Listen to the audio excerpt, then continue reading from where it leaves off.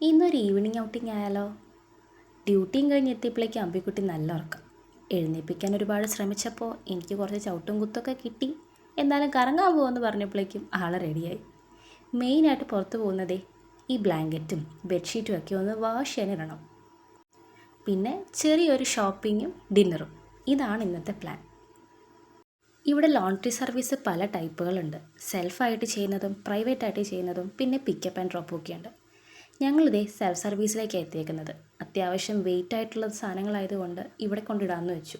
തന്നെയല്ല, ഇപ്പം തന്നെ അത് യൂസ് ചെയ്യുകയും ചെയ്യാം. റെഡി ടു യൂസിന് ഇതാണ് ബെറ്റർ ഓപ്ഷൻ.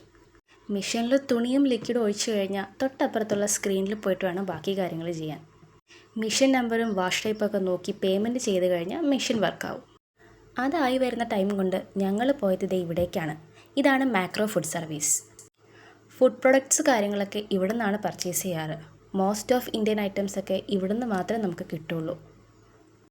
ഫുഡ് സംബന്ധമായിട്ടുള്ള A to Z കാര്യങ്ങൾ ഇവിടെ കിട്ടും. അത്യാവശ്യം കുറച്ചധികം സാധനങ്ങൾ വാങ്ങി വന്നപ്പോഴേക്കും മെഷീനിൽ കിടക്കുന്ന തുണിയുടെ ടൈം ഏകദേശം കഴിഞ്ഞിട്ടുണ്ടായിരുന്നു.